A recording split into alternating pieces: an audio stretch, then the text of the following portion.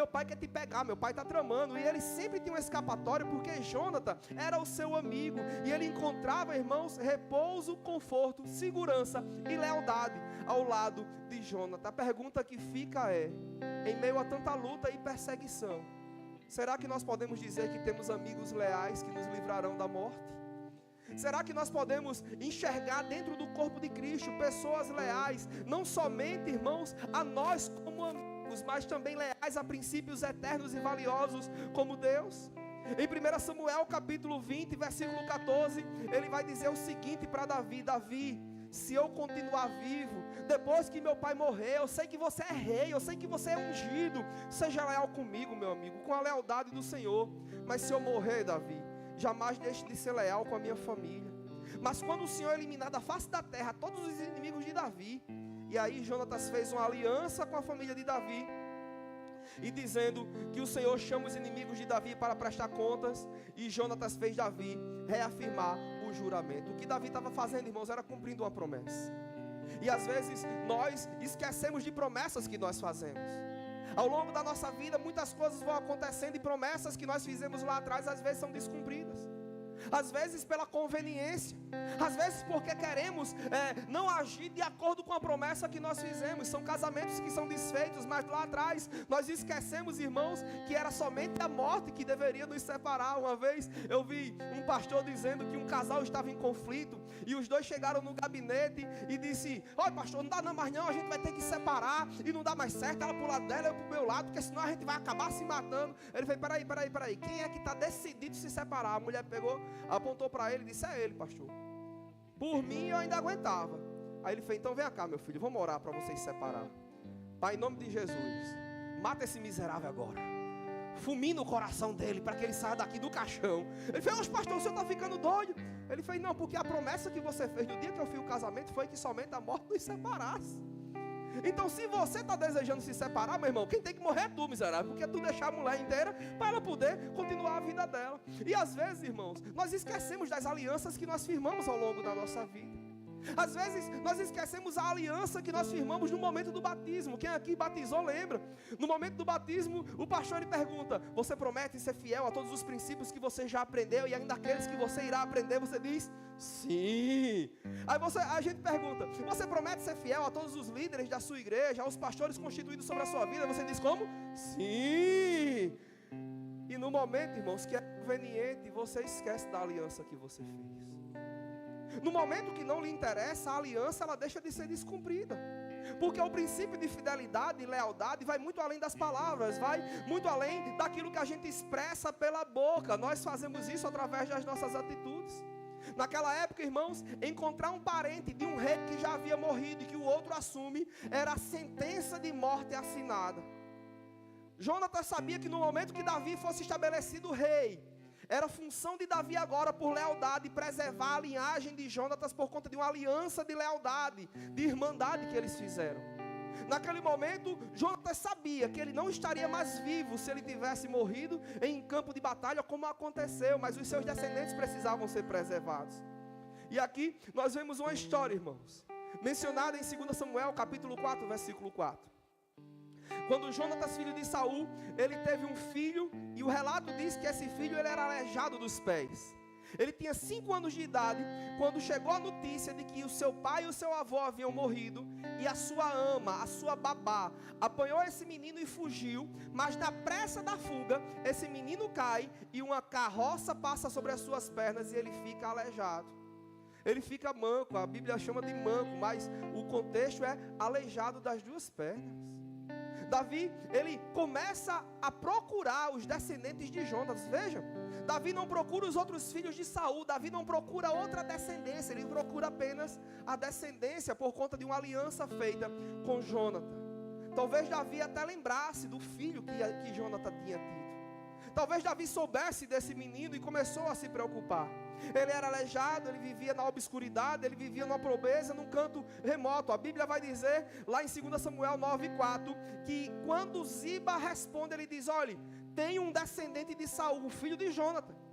O nome dele é Mefibosete. Ele está lá na casa de Maqui, numa terra chamada Lodebar. A casa de Maqui, irmãos, para você que não sabe dessa história, a casa de Maqui, a gente poderia dizer que era a casa dos refugiados. Todas as pessoas que queriam sumir do mapa, que queriam não ser encontradas, elas iam para uma localização chamada Lodebar. Lodebar era um lugar árido que não tinha água, não tinha comida, não tinha energia, não tinha nenhum recurso acessível, e todo mundo que queria se esconder ia para esse lugar, porque esse era o lugar que ninguém gostaria de estar. E nesse momento, quando a ama sabe da morte de Jônatan, o primeiro lugar, irmãos, que ela imaginou foi fugir para um lugar que aquele menino não fosse encontrado. Ela leva esse menino para a casa de Maqui, e a gente vai ver que Maqui, irmãos, ele era um homem muito rico. Maqui, ele era um homem que tinha muitas posses, mas resolveu estar num lugar que ninguém gostaria de estar. É aí que nós começamos a entender o agir de Deus sobre a vida daqueles menos favorecidos. É aí que nós começamos a entender que Deus é aquele que traz água em lugar seco, que traz provisão em meio ao deserto.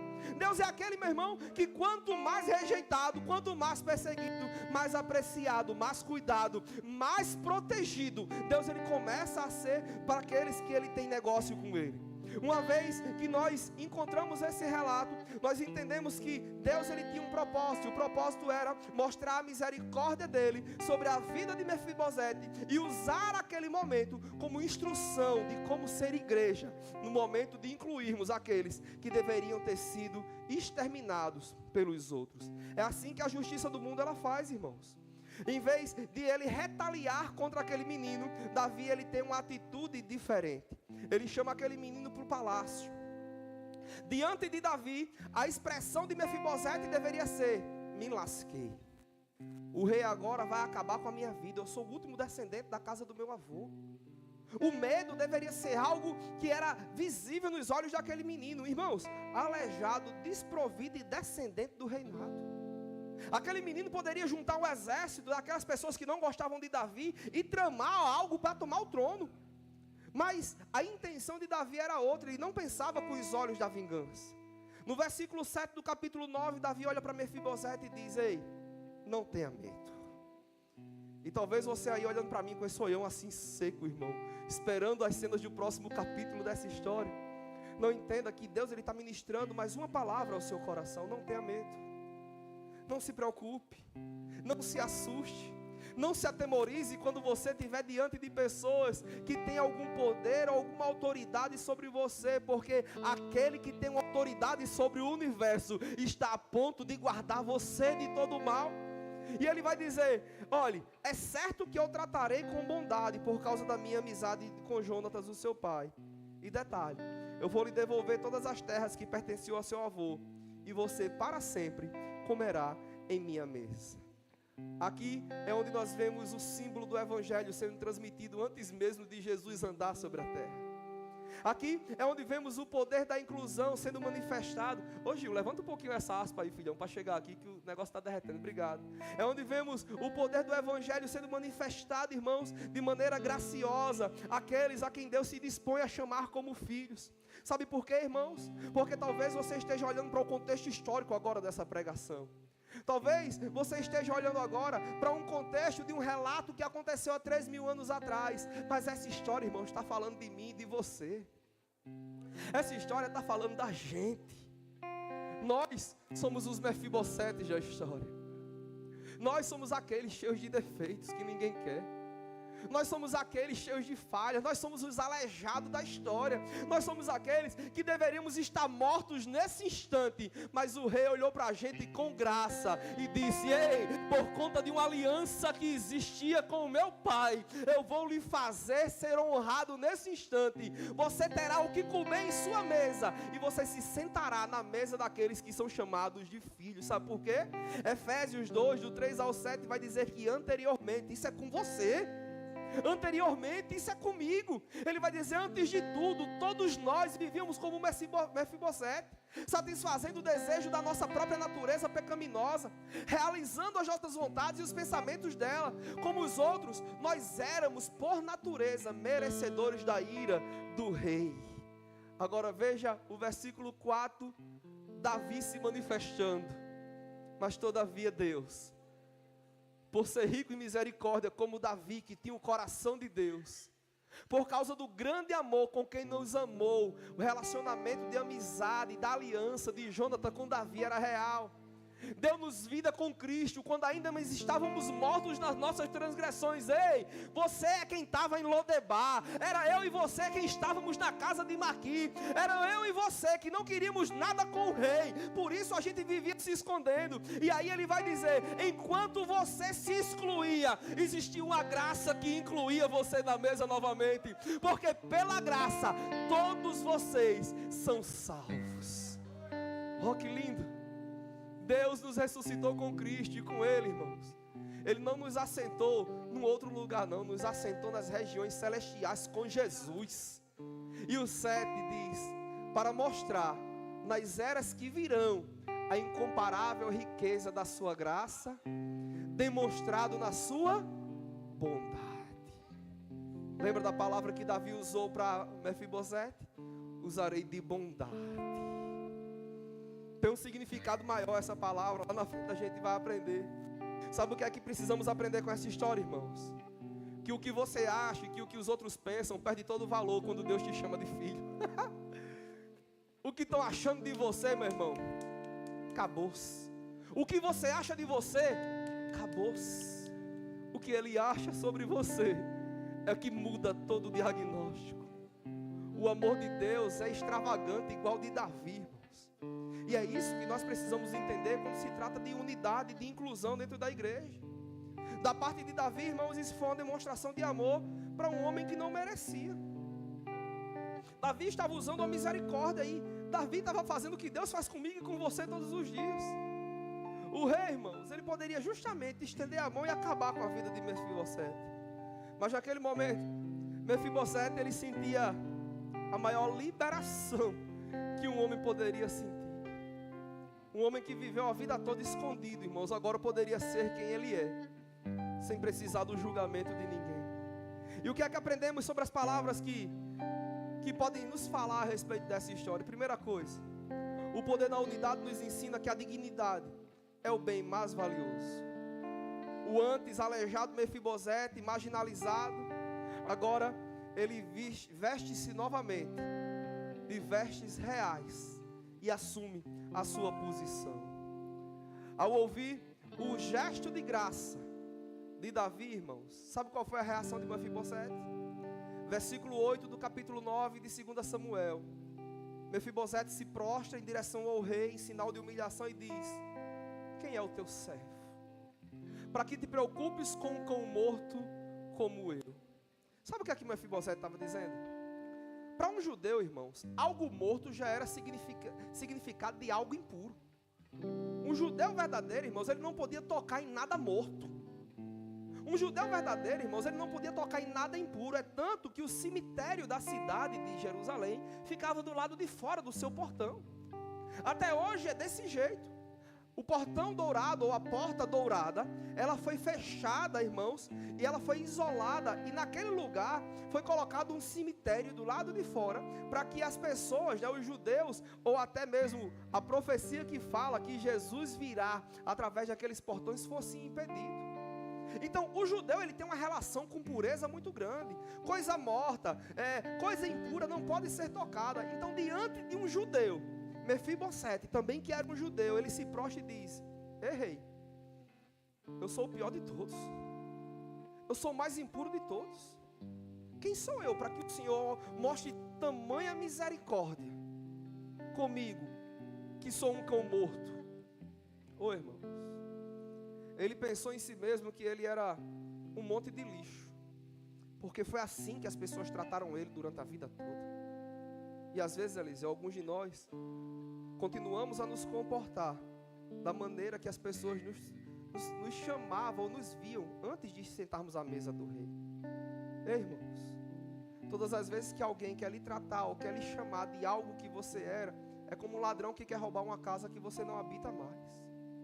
Todas as vezes, irmãos, que alguém quer trazer à tona aquilo que nós fazíamos, ou a maneira como nós vivíamos, que não condiz mais com o evangelho que nós pregamos e vivemos, irmãos, é algo totalmente distorcido da realidade. Provérbios 23:7 vai dizer que assim como o homem imagina na sua alma, assim ele é. Mefibosete, meu irmão, estava diante do rei com a chance de mudar a sua vida. Ele tirou na loteria da Mega Sena acumulada por 5 anos consecutivos, a gente podia dizer.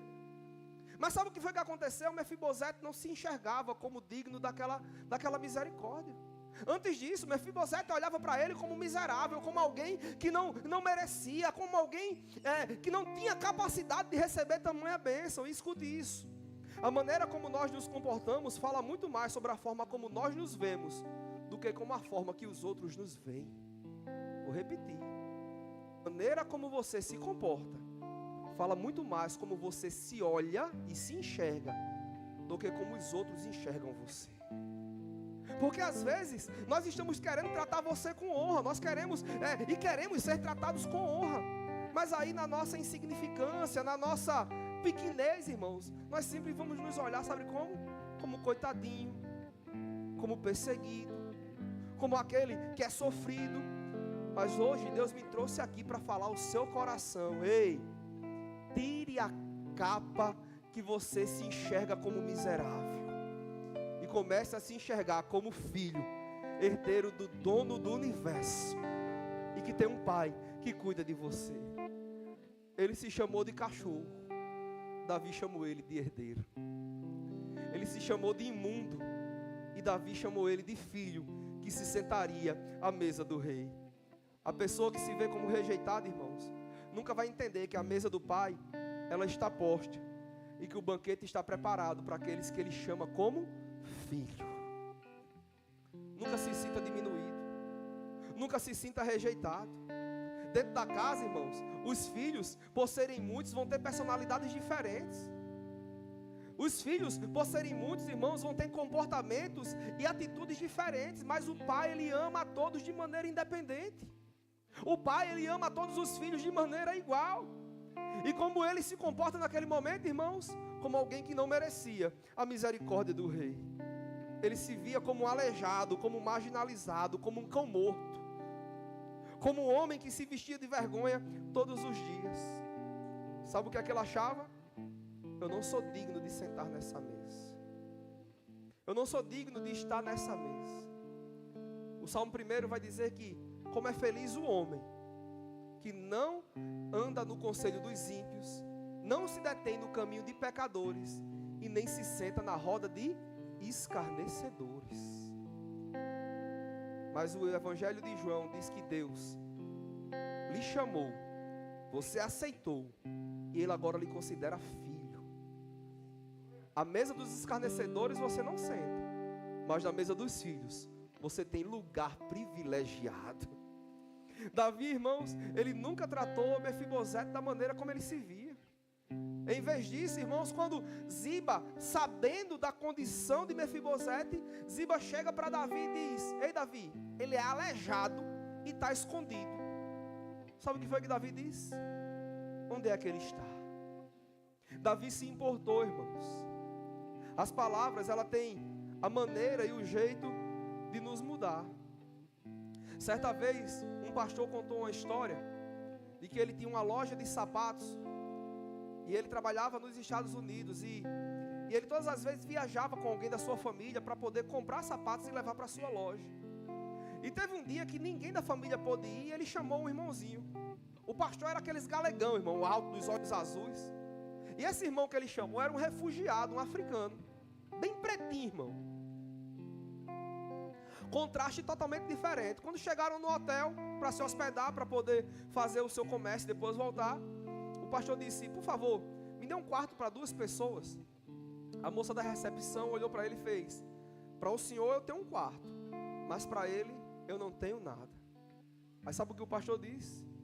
Se ele não pode estar no mesmo ambiente que eu, então nós dois não devemos estar aqui nesse lugar. Se retirou, foi para a van. E o irmãozinho, irmão, já acostumado com tanto maltrato, né, por conta da cor, ele disse: pastor, não se preocupe não, eu estou acostumado. Homem de Deus, vá para o quarto que eu fico aqui na van.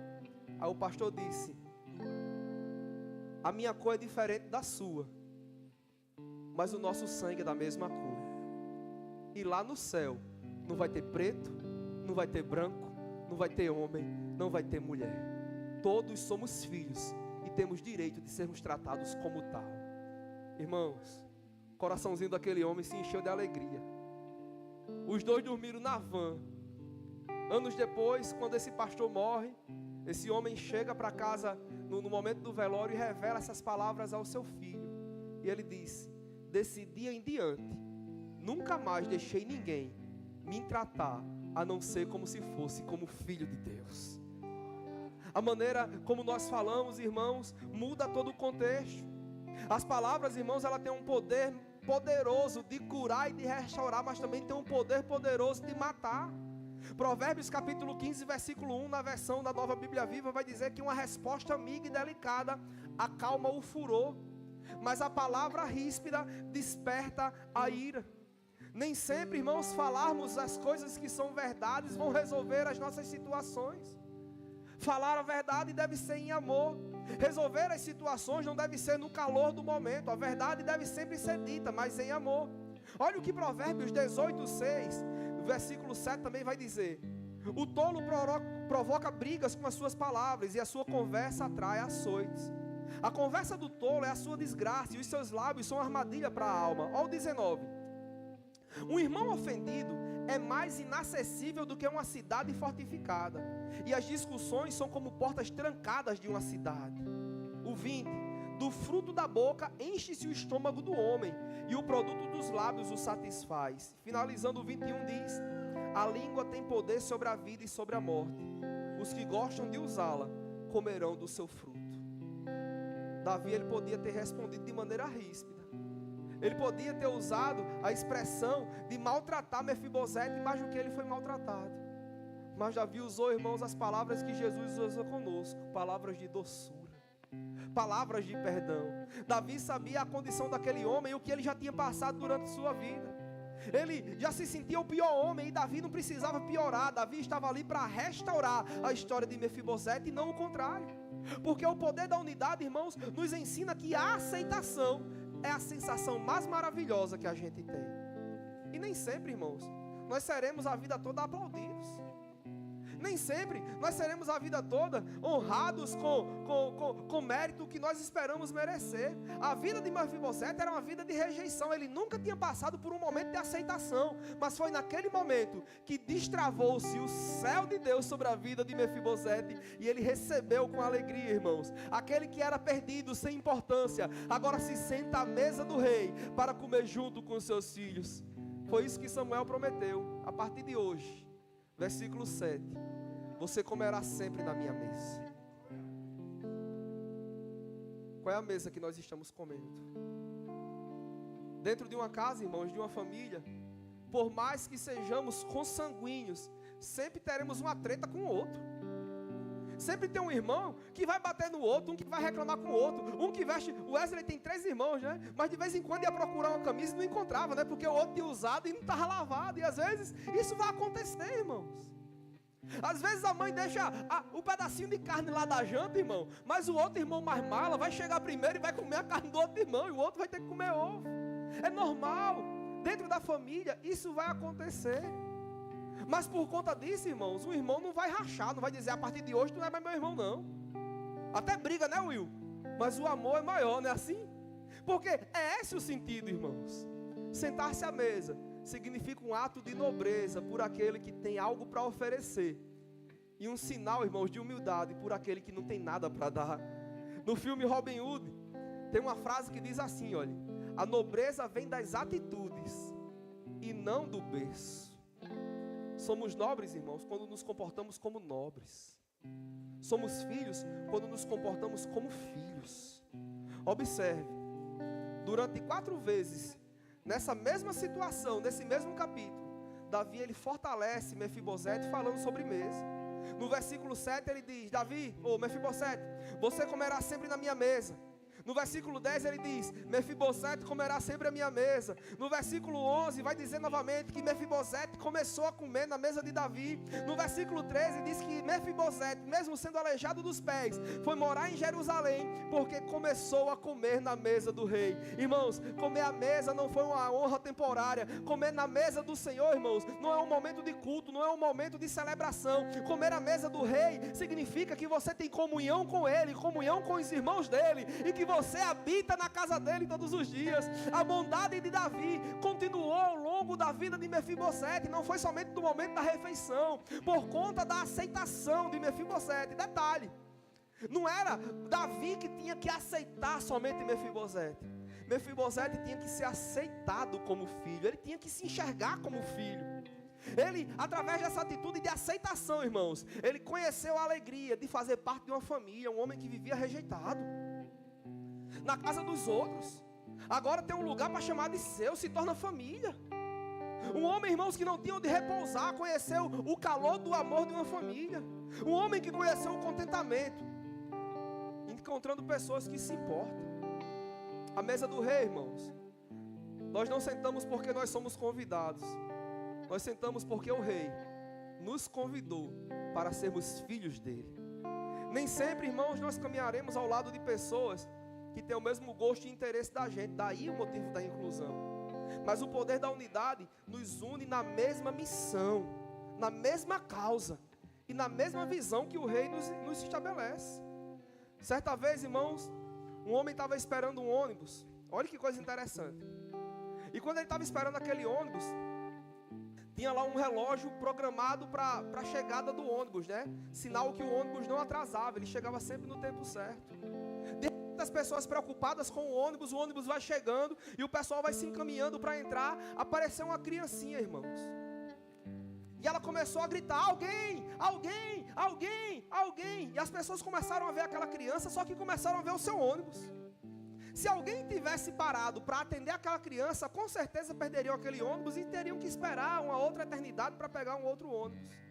As pessoas foram entrando indiferente para aquele ônibus, mas uma pessoa saiu da fila, abraçou aquela criança e começou a dizer no ouvido dele: alguém, alguém, alguém.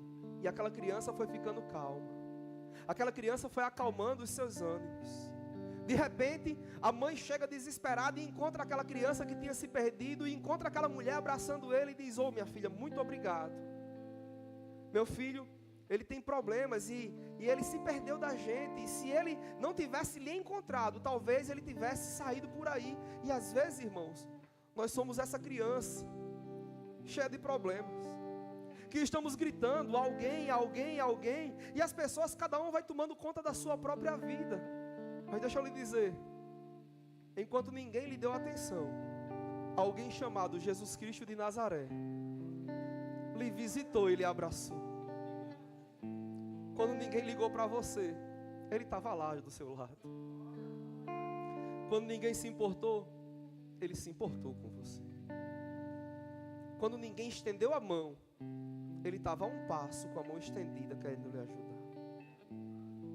Por que ainda a gente fica olhando como se fôssemos o cão morto? E por que ainda não entendemos o nosso chamado para nos comportarmos como filhos? E queremos a todo custo ser visto pelos outros como alguém que não é digno de estarmos abraçados por aquele alguém. Irmãos, Davi levou Mefibosete para o palácio. E todas as vezes que nos comportamos como rejeitados, seremos tratados como rejeitados. Quando nós somos chamados de filhos, devemos nos comportar como filho. E pense sobre a sua vida no reino de Deus, no corpo de Cristo, nesse momento. Não aponte para ninguém não, e nem faça cara de paisagem, só analise isso. Porque o Rei dos Céus adotaria você como um membro da família? Será que tu mereces? Será que tu é perfeito? Será que Ele fez isso por causa da nossa bondade? Por causa do que a gente faz para as pessoas? Será que a nossa personalidade, que é parecida com a dele? Nunca na vida, viu? Nem se preocupe. Será que a sua boniteza, o seu dinheiro, o seu talento? O profeta Isaías vai dizer no capítulo 59, versículo 2, que foram as nossas maldades que nos separaram de Deus, e os nossos pecados esconderam o nosso rosto do rosto de Deus. Romanos 5:20, a parte B, vai dizer que Ele te trouxe para a família, porque aonde abundou o pecado, superabundou a graça. Agora pense novamente, será que foi por você? Foi não, irmãos. O poder da unidade nos ensina que a restauração é a necessidade mais valorizada. Davi ainda não tinha feito tudo que ele podia fazer para Mefibosete. Mas ele estava dando a Mefibosete agora uma nova identidade. E em nome de Jesus, pare de se ver como o miserável de Jacó, como o vermezinho de Jacó, como aquele mais depreciado no meio do corpo de Cristo.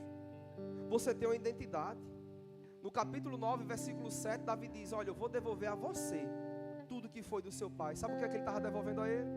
Não somente a riqueza, mas um lugar de honra, como herdeiro de um trono. Toda a descendência de Saul tinha morrido, irmãos. Mas naquele momento, Davi honrava Mefibosete, dizendo: seu pai morreu, seu avô morreu, mas você é aquele que é herdeiro do trono e sentará à mesa junto comigo. Ele foi restaurado, irmãos, pela sua identidade. Ele entendeu o significado de sentar à mesa. Mefibosete, ele não somente herdou as riquezas do avô, mas também herdou um título. Alguns poderiam dizer até que era sorte, mas a Bíblia chama isso de misericórdia.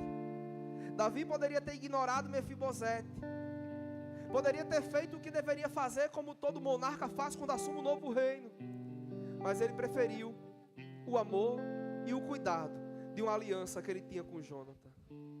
E agora a pergunta que fica é: como é que nós tratamos os Mefibosetes que estão ao nosso redor?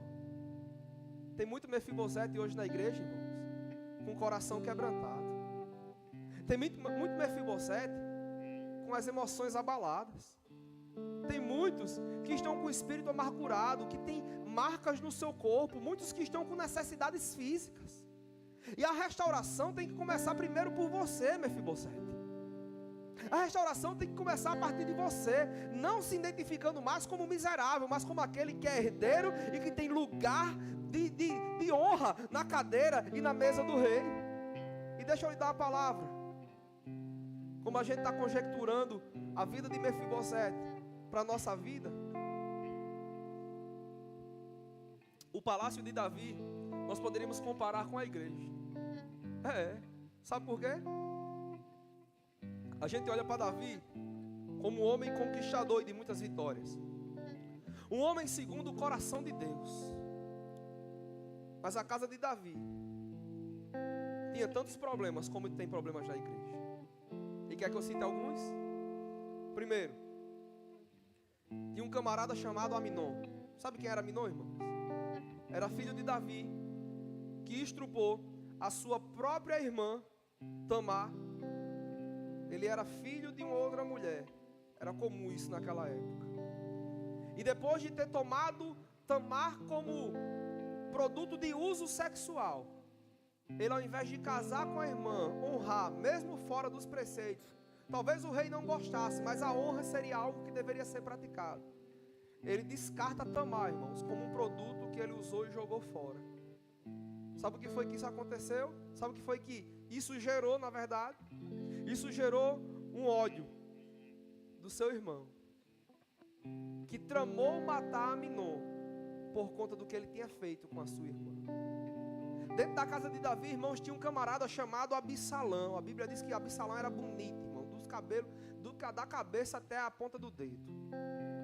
E Absalão tinha porte de rei, tinha porte de guerreiro, era um cara que chamava a atenção. Ele granjeou, irmãos, a amizade de todas as pessoas do reino, a ponto de tramar, irmãos, de tramar a morte de Aminon e de tramar também querer tomar o reino de Davi. Outra coisa que Absalão fez, se deitou com todas as concubinas de Davi em ato público e todo mundo ficou sabendo. Quer ver outra peça dentro da casa de Davi? Um camarada chamado Adonias, filho de Davi também, tentou dar um golpe, querendo tomar o reinado de Davi, que posteriormente tinha sido passado para Salomão. E você achando que igreja deveria ser um lugar de perfeição, né? Igreja, irmãos, é lugar de família. E família tem defeito em todo canto. Toda família, irmãos, ela tem defeito. Toda família tem aquele cruzeta. Toda família, irmãos, tem alguém que vai fazer raiva. E não seria diferente. Quando você rejeita se sentar na mesa com seus irmãos, você não rejeita os seus irmãos, você rejeita o convite do rei. Se achar superior porque você se acha melhor do que os outros, não lhe torna melhor, não. Lhe torna alguém que rejeita uma ordem direta do rei. Porque viver em unidade, irmãos, é entender que a bondade é uma das características mais fortes de Deus. E aqui eu caminho para o finalmente. Em cada caminhada da vida, irmãos, você tem que estar atento aos sinais e atento aos detalhes. Tem um ditado texano que diz assim, olha: abrace apertado os seus amigos, mas os seus inimigos abrace mais apertado ainda, para que eles não consigam nem se mexer. Aqueles que a gente talvez não quisesse por perto são as pessoas que deveriam estar debaixo dos nossos cuidados. Isso, irmãos, é o que Deus faz por nós. Se você olhar na ótica de Deus, somos nós que nos tornamos inimigos dele em algum momento.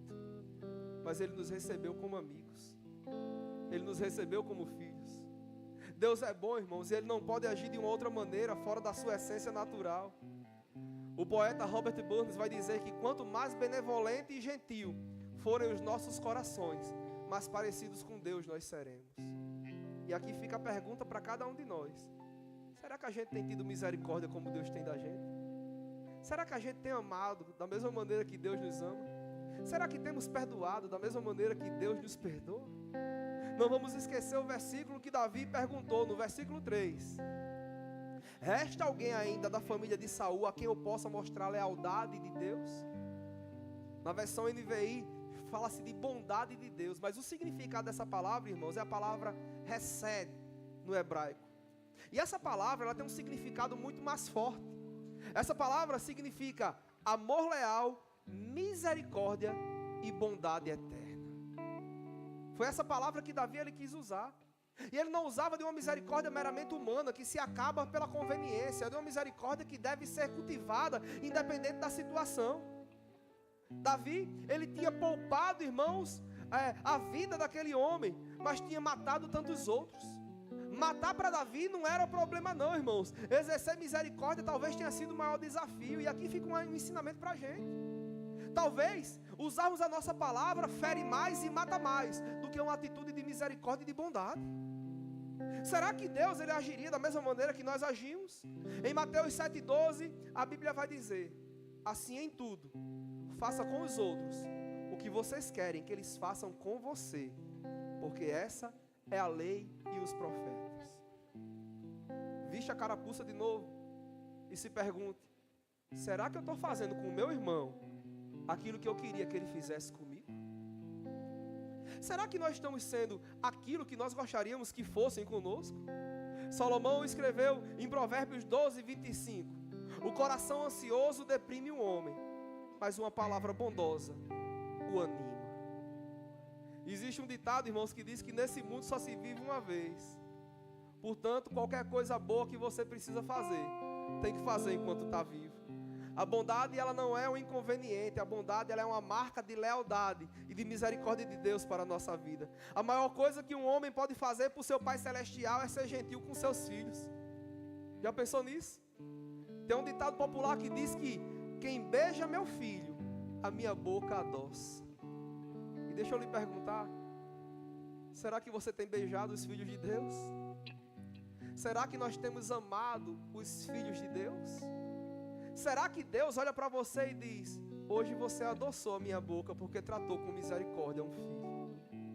Hoje você alegrou o meu coração porque você fez algo pelo meu filho? Será, irmãos, que as nossas vontades estão acima daquilo que deveríamos realmente fazer? A bondade de Deus, ela se torna uma parte da nossa conduta quando o nosso caráter é demonstrado através das nossas atitudes. E para concluir, à medida que você vive a cada dia, irmãos, seja na sua casa, na escola, no trabalho, o amor de Deus tem que ser demonstrado através da inclusão do amor dele na vida das pessoas. As palavras que nós proferimos mostram que tipo de linha de costura nós estamos usando essa grande coxa de retalho chamada Evangelho de Jesus Cristo. Certa vez, uma pessoa fez a seguinte ilustração: uma casa pegava fogo e existiam 2 baldes, um balde de água e um balde de gasolina. Qual seria o balde que nós usaríamos para apagar aquele fogo? E a pergunta fica para você nessa noite: diante dos incêndios que se levantam diante de você, quais são os baldes que você tem utilizado? Para cada situação que encontramos no nosso dia a dia, irmãos, existem baldes que nós teremos que usar. O que Davi fez por Mefibosete foi o que Deus fez por nós. A semelhança entre a vida de Davi e Mefibosete é a semelhança entre a vida de Deus e a nossa vida. E aí, como é que nós iremos agir por hoje em diante? Existe um poema que foi transformado em música, que se chama O Velório da Solidão. E ele diz assim: e continuando a prosa passada, eu estava aqui pensando numa parada. Se a mesa está cheia de pão e de graça, por que não abrir para o povo da praça? Se a solidão já está enterrada, por que eles choram sozinhos na calçada? A mesa é para homem, menino e mulher, para aquele que ainda nem sabe o que é, para os irmãozinhos direito e canhoto, para aquele que um dia virei o meu rosto.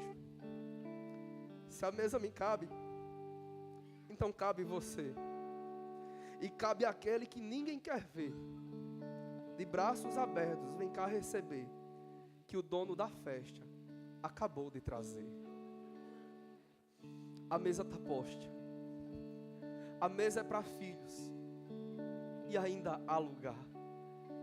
E o que é que você vai fazer com o convite de viver a unidade de Deus, com o convite que Ele mandou te entregar durante essas 4 semanas? Jesus conta uma parábola, irmãos, de um rei que preparou um banquete. E ele mandou esse convite para as pessoas mais importantes da cidade, mas cada uma delas tinha um motivo de não ir àquele banquete. E ele estendeu esse banquete para as outras pessoas. Ele disse: agora, não leve apenas o convite, mas vá buscar. Traga, arraste, se possível, arraste a força, traga para cá. E aí, irmãos, nós nos deparamos com essa mensagem sendo pregada para você na Imaculada. O convite que era feito para as pessoas importantes, agora é feito para mim e para você. O convite de sentar-se à mesa agora se estende a mim e a você. Efésios 2, 4 e 5.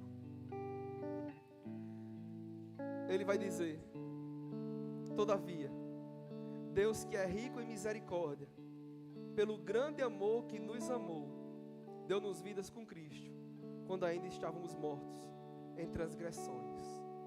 Pela graça, vocês são salvos. Sejam bem-vindos ao banquete do Rei nessa noite. Nós não merecíamos, nós nem deveríamos estar aqui, nós nem éramos dignos, irmãos. Quantos de nós nem roupa para esse banquete nós tínhamos? Quantos de nós entramos na igreja a primeira vez, irmãos, e às vezes você veio de sandália, veio de bermuda, as meninas vieram com uma roupa que não é costumeira de estar em lugares como esse. E ao invés de sermos abraçados, fomos julgados. Ao invés de sermos colocados no lugar de honra, fomos colocados no lugar mais escondidinho, e isso feriu o nosso coração. Mas o Rei está vivo e Ele lhe trata como filho, e quer você sentado à mesa. O Rei está vivo e quer que você seja chamado de filho, e não de cão morto e miserável, como Mefibosete se considerava. Aceite a sua identidade de filho. Aceite o seu chamado para sentar à mesa. E entenda que o convite não foi feito pelo pastor, foi pelo dono da festa, que acabou de trazer. Foi ele que trouxe o banquete para que você pudesse sentar à mesa junto com nós. E você vai fazer o que com esse convite hoje? Fique de pé. Eu quero orar por você.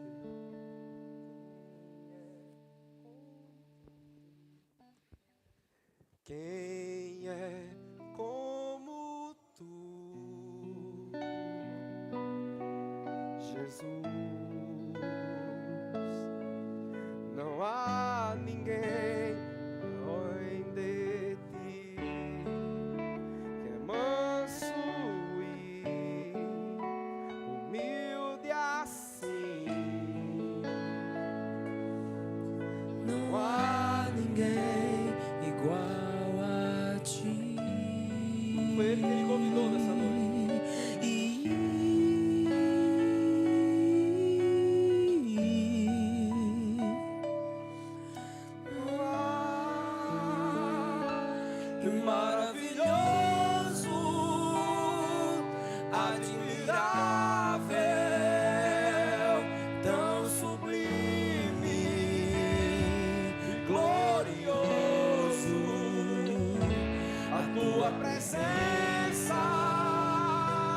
é mais desejável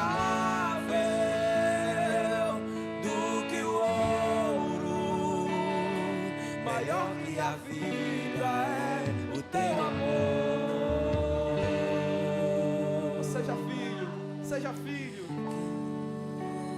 Como tu, Jesus, não há ninguém igual a ti.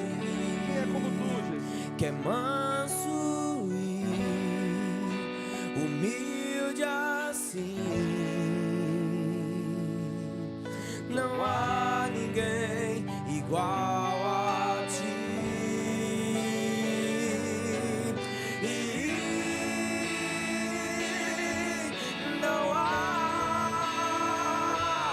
Não há igual, admirável,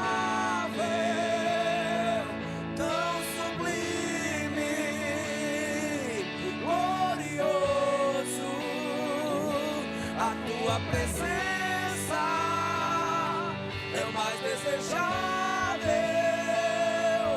do que o ouro, melhor que a vida é o teu amor maravilhoso, admirável, tão sublime, glorioso, a tua presença é o mais desejável do que o ouro, melhor que a vida é o teu amor. Eu quero orar por você agora. Pai, em nome de Jesus, que nesse momento, Senhor, o Senhor possa visitar todos os corações, que nós não vejamos a nós mesmos como aqueles que são os inferiores à tua mão, à tua bênção, ao teu amor. Que nesse momento nós possamos entender que somos filhos e estamos sentados à mesa do Deus. Que todos nós, Senhor, fomos chamados e convidados pelo Senhor a assumirmos a nossa posição.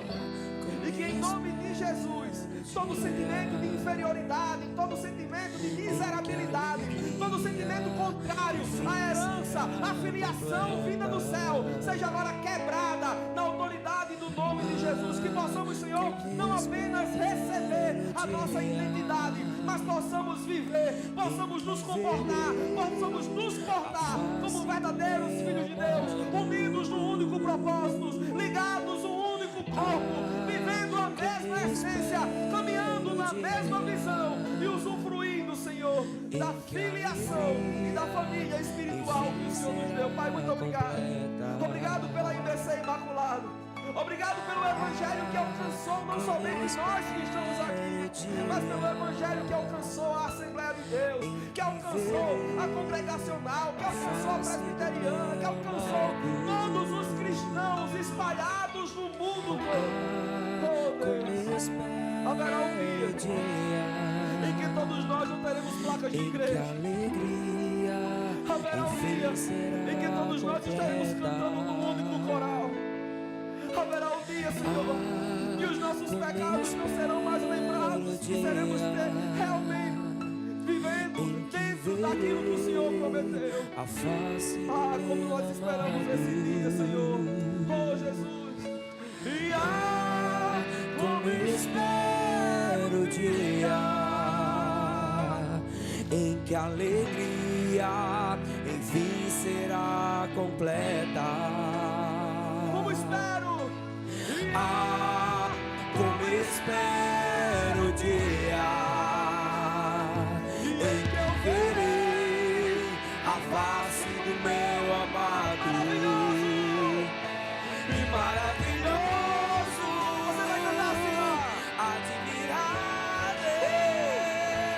tão sublime e glorioso, a tua presença é o mais desejável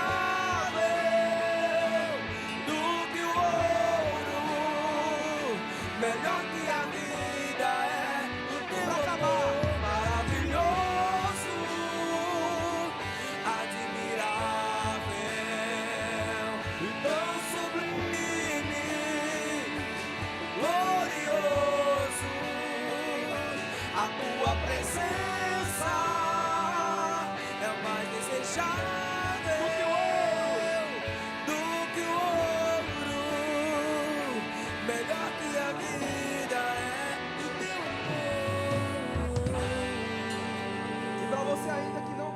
aliança com Jesus. Para você que ouviu essa palavra e diz: pastor, eu entendi a palavra, eu quero viver esse ambiente de família espiritual. Eu sei que tem um bocado de gente diferente de mim, mas eu quero ser mais um membro desse grande corpo de Cristo. Os dedos das mãos são diferentes um do outro, irmãos, mas cada um tem a sua serventia. Se você quer fazer parte do corpo de Cristo, se você quer fazer parte desse grande coral que um dia vai cantar e celebrar de maneira eterna, eu quero lhe convidar. Não lhe convido para fazer parte da IBC Imaculada, não. Se você não quiser ficar aqui, meu irmão, procure a igreja mais perto da Bíblia, que às vezes esteja mais longe da sua casa, mas que você possa pertencer a ela. Se você ainda não é crente na pessoa bendita de Jesus, ah, pastor, mas o Senhor disse aí que todos nós somos filhos. O Evangelho de João, capítulo 1, versículo 12, vai dizer que a todos quantos receberam e os que creram no seu nome, foi-lhe dado o direito de serem chamados de filhos de Deus. Quem é que é filho que senta na mesa? Os que receberam ele como identidade de pai e identidade de filho. E o que é que eu faço, pastor? Porque minha mãe, meu pai, meus avós me disseram que todos nós somos filhos de Deus. Não, irmãos, todos nós somos criaturas feitas por Deus. Só é filho quem recebe ele. E se você nessa noite quer se tornar filho, se você não quer ser membro dessa igreja, mas quer sair daqui com um título, com a identidade agora RG, filho de Deus na filiação, eu lhe convido, eu quero orar por você. É só você levantar a sua mão e eu vou orar por você. Tem alguém em nosso meio que ainda não é aliançado, mas quer entregar? Amém, filha? Amém. Tem mais alguém em nosso meio? Pastor, vem pra cá, venha. Tem mais alguém em nosso meio que quer sair daqui com esse título de filiação? Pastor, eu quero ser filho. Se você estiver fora dos caminhos, se você estiver desviado, abandonou a caminhada, mas agora quer voltar para Jesus, ei, a mesa está posta e o Pai está de braços abertos, ainda há lugar. Tem mais alguém no nosso meio, pastor? Eu vacilei, eu dei umas caminhadas aí fora, eu quero voltar para Jesus. Eu vou encerrar, eu vou orar aqui pela irmãzinha, viu? Tua mãe? Não? Como é seu nome, filho? Zumira. Feche seus olhos, Zumira. Eu quero orar por você. Diga assim comigo: Senhor Jesus, nessa noite eu me arrependo dos meus pecados e eu entrego a minha vida ao Senhor. E eu confesso que o Senhor é o meu único, suficiente Salvador. O Senhor é meu Pai e eu me torno sua filha em nome de Jesus. Estenda as mãos para cá, vamos orar por Zumira. Pai, em nome de Jesus, nós apresentamos a vida da tua filha Zumira, Senhor. Ela veio com a identidade que tem o pai e a mãe dela, aqueles que fizeram ela aqui na terra. Mas hoje, uma nova identidade ela recebe, se tornando filha de Deus. Que ela possa receber do Senhor um abraço, que ela possa receber do Senhor o cuidado, que ela possa se sentar à mesa como filha e usufruir da tua bondade por todo o tempo que a tua filha estiver aqui na terra e na eternidade junto contigo. Receba o título de filha de Deus em nome de Jesus. Aplauda o Senhor.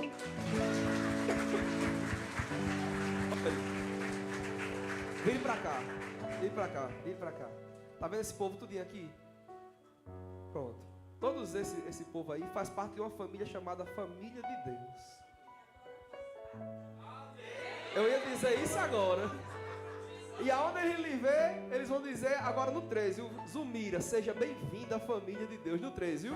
1, 2, 3. Zumira. Aplauda o Senhor pela vida dela. Dá um abraço dela aqui, filha. Dá um abraço dela. Glória a Deus. Glória a Deus. Que bênção. Queridos, encerramos mais uma semana e iniciamos a outra, né? Debaixo de uma nuvem de glória manifestada por Deus sobre a nossa vida. Quero agradecer a você que esteve aqui hoje conosco, celebrando, adorando, cultuando ao Senhor. e sentando à mesa e se alimentando do pão da vida, que é Jesus Cristo de Nazaré. Quero agradecer a todos os voluntários, a equipe de louvor, corpo diaconal, o pessoal do Kids, galera do trânsito, galera da recepção, a galera da mídia. Muito obrigado por todos vocês que se mobilizaram a estar fazendo com que o culto funcionasse nos bastidores enquanto nós estávamos aqui adorando e cultuando ao Senhor, tá bom? Irmãos, durante a semana, campanha de Daniel, até domingo, campanha de 1 hora de oração todos os dias. Na terça-feira tem casa de paz, na quinta tem culto, no domingo tem culto de celebração e segunda-feira, todo mundo de branco aqui pelas ruas da Imaculada, adorando ao Senhor e declarando que Jesus é o dono da Imaculada. Amém? Feche seus olhos, eu quero orar por você e vou dar a bênção apostólica. Pai, muito obrigado.